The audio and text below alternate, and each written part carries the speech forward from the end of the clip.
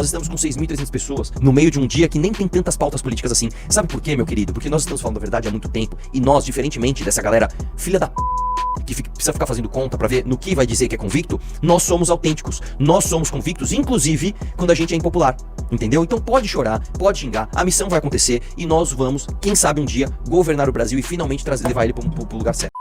E ele fez uma análise do MBL, que é o seguinte, eu não conheço esse cara, não sei se ele é legal, se ele não é, mas ele fez uma análise do MBL muito precisa, cara. E eu faço questão de trazer essa análise nessa live, porque é uma pessoa de fora, ele não é do MBL, ele não, eu nem conheço esse cara. E aí, eu queria entender se ele é bolsonarista ou não, porque se ele for bolsonarista é melhor ainda. Mas ele fez uma análise muito precisa do MBL hoje, que é uma coisa que poucas pessoas enxergam, né, cara? E, aliás, poucas pessoas não, algumas pessoas não enxergam, mas é muito bom. Chegou a hora da análise. Como o MBL está substituindo o bolsonarismo no jogo da atenção.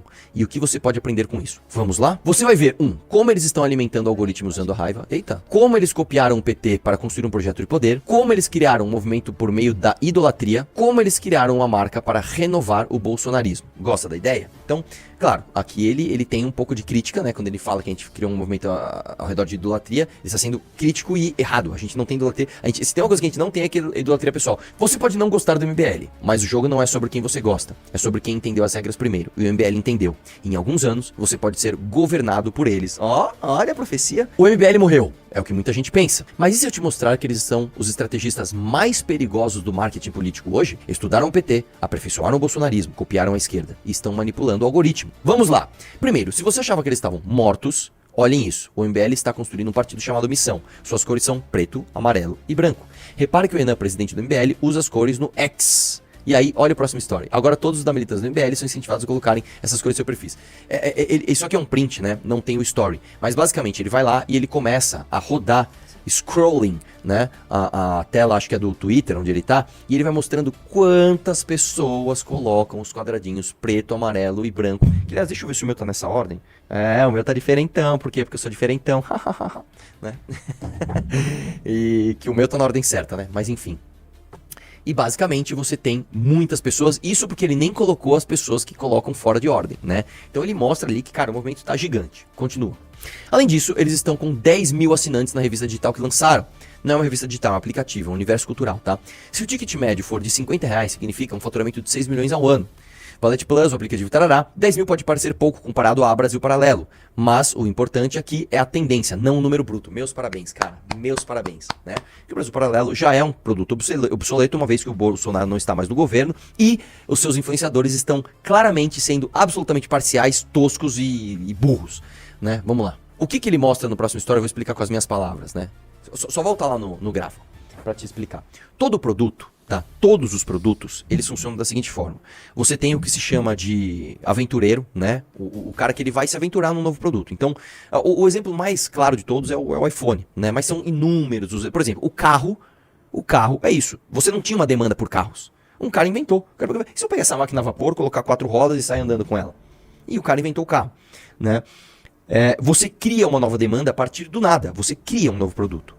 A partir disso, você tem o que se chama os early adopters, que é aqueles caras que adoram novidade, que entendem esse produto, acreditam no produto e compram no começo. Então, por exemplo, os caras que fizeram história, entrando no Valete, comprando a revista Valete antes de todo mundo, quem comprou a edição 1 da Valete, que inclusive saiu lá com seu nomezinho assinado, tem os nomes aqui colocados na sede da missão, etc. Esses caras são os early adopters. Depois dos early adopters, vem os caras que são, até esqueci o nome, que são as pessoas que elas não são necessariamente as pessoas que buscam novidade, mas elas entendem tendências, gostam das tendências e compram as tendências. Depois disso, vem a massa de pessoas e depois, com o tempo, se o produto não se renova, esse produto vai se tornando obsoleto. Primeiro, preciso te mostrar onde está a fragilidade bolsonarista atual. Vou te mostrar os 3 buracos estratégicos na comunicação do movimento bolsonarista. É importante. Dá um zoom aí. Usarei termos como bolsonarista, esquerda e direita como simplificações para facilitar a comunicação. Passa aí. Problema 1 de 3. Todo produto envelhece. Bolsonaro é uma marca pessoal. É um produto, como todos nós da mídia. E também envelhece, desgasta. Ninguém usa o iPhone 4 hoje em dia. Se não for atualizado, a marca morre. Esse gráfico mostra isso. Todo produto marca empresa, caso não se renove, segue essa curva aqui. Mas eu aprofundar, se prepara. Dá um zoom aí. Começando com o livro de Bárbaros a Burocratas, onde mostra os padrões de ascensão e queda dos grandes organizações e impérios. Esse gráfico mostra isso, né? Que é o que eu te falei. São os aventureiros, né? Os caras que vão vão pra cima, se aventuram em novos mercados, os early adopters, depois os caras que gostam de novidade, depois você tem o que ele chama de burocratas, né, que é isso daí. A organização começa com o profeta, aquele que mostra a visão, esse profeta traz os bárbaros, agressivos, dispostos a fazer qualquer coisa pela visão, depois os construtores que dão a estrutura e então os administradores. Aqui começa a tendência de queda, vai lá. Onde a organização é dominada por burocratas, em seguida os aristocratas, pessoas menos inovadoras que apenas mantêm e aprofundam o status quo do grupo. E é verdade, hoje o bolsonarismo, ele não é mantido por profetas e pessoas que são novidades, que são vanguarda de nada, eles são burocratas, eles são aristocratas da tentativa de manutenção dos likes que a figura, que especificamente a figura do Bolsonaro dá. Né? Então você pega, por exemplo, vamos pegar qualquer Bolsonaro, pega um Fernando Holliday, ele é inovador? Ele não é inovador de nada. Ele é um ultra burocrata. Ai, dá meu quinhão, desculpa, Bolsonaro, me dá meu quinhão de likes, né? É isso que ele é, né? E todos os outros, né? Todos os outros, vamos lá. Repare, o Bolsonaro era o profeta em 16, 17, época do CQC, e Luciana Gimenez. E verdadeiramente, e olha só, o Bolsonaro ele era um profeta não porque ele era verdadeiramente o cara que idealizou esse movimento. Esse movimento, ele começou a ser idealizado pelo Olavo de Carvalho nos anos 90. Ele culminou, tá? No impeachment da Dilma, que foi organizado pelo MBL, tá? Em 2014, 2015, 2016. E o Bolsonaro, de uma forma absolutamente injusta, mas hábil, roubou essa onda, né? Ele roubou essa onda porque ele era o tiozão carismático, o tiozão do pavê, né? Que nem acreditava naquela onda, né? Haja vista que o Bolsonaro sempre foi, por exemplo, a favor do aborto, e depois ele se tornou contra o aborto, porque ele entendeu que isso era ser conservador, e era isso que estava no hype, e ele se tornou o profeta, o falso profeta de uma causa, né? Porque ele não acredita na causa, ele acredita em si próprio. Os bárbaros foram aqueles grupos iniciais, geralmente homens jovens militares, que antes de todos começaram com o movimento Bolsonaro 2018. Sim, o Olavo também pode ser considerado um profeta. Na verdade, o Olavo foi o verdadeiro profeta. Tá? O mentor intelectual desse movimento se chama Olavo de Carvalho. Numa escala rápida, construtores eram Bebiano e Paulo Marinho, fornecendo estrutura. Porque o que aconteceu? Aí chegaram os construtores dos movimentos, que entenderam que tinha o profeta, tinha os early adopters, já tinha uma galera, então vamos construir esse movimento para se tornar de massa. E aí o Bebiano veio com a estrutura partidária e o Paulo Marinho veio com a estrutura financeira e midiática. Administradores como Paulo Guedes e Tarcísio também surgiram. Eles chegaram depois, né, que o Bolsonaro já era ali um forte nome a vencer. Agora o bolsonarismo está entrando em outra era, dos burocratas, tal qual Valdemar da Costa Neto, e na cultura bolsonarista com aristocratas como Guilherme Freire e Thales Gomes. Isso indica o final de um movimento e não o começo. Muito precisa, muito boa essa análise. Mas o Nicolas não é um novo profeta? Pode ser? Não, ele não é um novo profeta. Primeiro porque o Nicolas não é dono de uma nova tese. O Nicolas, ele é um novo nome de uma tese que já está velha, que é uma tese que não é conservadora, que não é uma tese de direita, é uma tese bolsonarista. É uma tese que ainda se mantém porque orbita a figura popular, a figura carismática do Bolsonaro. Mas ele enfrenta um grande problema. Timing, né? Vamos lá. Não pode concorrer a cargos maiores por conta de sua idade. Descolar do Bolsonaro afeta apoio no curto prazo. Mas se ele se mantiver atrás do Bolsonaro no movimento e se desgastar muito, ele pode se desgastar também. Então, o que o Nicolas... E o Nicolas já entendeu isso.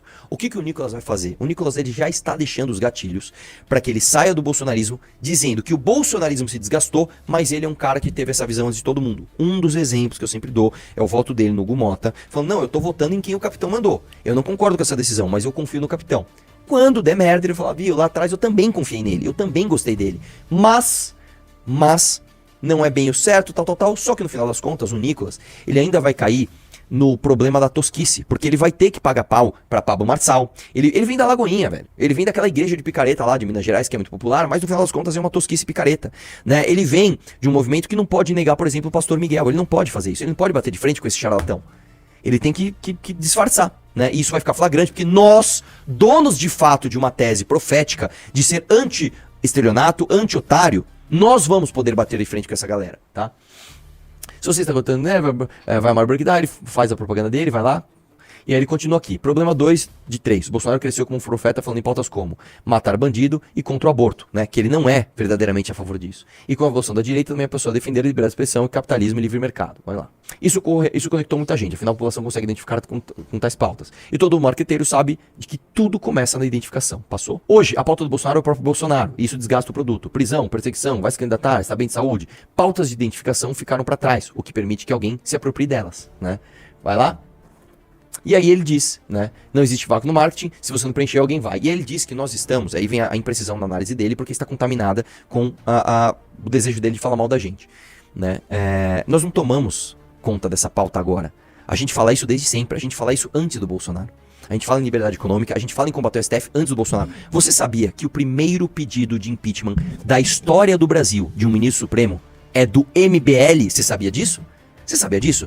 Quem foi que protocolou o primeiro pedido de impeachment da história do Brasil contra o ministro supremo? O MBL. Então a tese de bater de frente com o STF é do MBL, não é do STF, não é do Bolsonaro. Antes do impeachment da Dilma acontecer, a gente já falava nisso. Quando o Lewandowski deu um golpe na Constituição e fracionou o pedido de impeachment, não foi o Bolsonaro que foi denunciar, não, fomos nós. Fomos nós. Então não é quem está se apropriando da pauta. O Bolsonaro se apropriou da pauta, só que como ele é um falso profeta, ele está caindo, e nós que somos os verdadeiros vanguardistas dessa tese, estamos aparecendo agora. Fazer o quê? Né? Vamos lá. Tá bom? Não tem mais? Essa era a última. Problema 3 de 3. O Bolsonaro ficou velho e meio burro também. Meio não, né? E não digo isso pra ofender, vocês vão entender o que eu quero dizer. Passa aí. Por que ficou velho? Sabe aquela frase, quando os avós e tias chegam no rede, é porque ela está morrendo? É verdade, cara. O público das manifestações bolsonaristas atualmente é de pessoas velhas, idosos, e isso implica em breve numa possível rejeição jovem. Não é em breve, já é agora. Tanto no bolsonarismo raiz, que é o bolsonarismo da família Bolsonaro, como no neo-bolsonarismo, que é esse bolsonarismo cringe, horroroso, de Pablo Marçal, de picaretas como ele, né? Vai lá. Lembre-se, a esquerda cresceu muito dominando mentes jovens, você pode não gostar, mas os jovens desenham a lógica e a cultura de consumo em geral. Passa aí. O próprio Bolsonaro no início foi apoiado por gente mais jovem, passa. São vários motivos, mas pensa assim, né? A média do QI do brasileiro é 86, ou seja, na direita ou na esquerda, grande parte do público será intelectualmente limitado, lembrando que as pessoas que têm mais QI geralmente estão na esquerda, tá? Isso é uma realidade. Pode xingar, mas é verdade. Quanto mais você cresce no Brasil, mais você atinge gente com baixa capacidade cognitiva. É verdade, vai lá. Vai lá. Você acha que que estou brincando? Uma pessoa extremamente influente na direita, que não posso revelar, me disse: se faço um vídeo com o boné vermelho do Trump, meu público acha que é um comunista só por causa da cor. É isso, cara. É isso, vai lá. Passou? Burrice mais velhos igual brega. Nenhum jovem quer ser brega, por mais que muitos sejam. Passou? Beleza, aí. Mas você vai me dizer que o MBL está mandando bem? Passou? Sim. E vou te mostrar os 4 fundamentos estratégicos que eles estão acertando, porque isso é importante e perigoso. Passa aí. Viu como ele quer criticar? Aí ele vai lá e fala isso, passa lá. E aí, enfim, ele fala que vai continuar a história no próximo. Tarará. É verdade, cara. Nós estamos mandando bem. Essa live aqui está com quantas pessoas ao vivo? 6.300 pessoas. 6.300 pessoas, irmão. Nós estamos com 6.300 pessoas. Cadê aqui? Às 12 horas e 53 minutos de uma terça-feira em 2025. No meio de um dia que nem tem tantas pautas políticas assim. Sabe por quê, meu querido? Porque nós estamos falando a verdade há muito tempo. E nós, diferentemente dessa galera filha da que precisa ficar fazendo conta pra ver no que vai dizer que é convicto, nós somos autênticos. Nós somos convictos, inclusive, quando a gente é impopular. Entendeu? Então pode chorar, pode xingar, a missão vai acontecer e nós vamos, quem sabe um dia, governar o Brasil e finalmente levar ele pro lugar certo. Tá bom?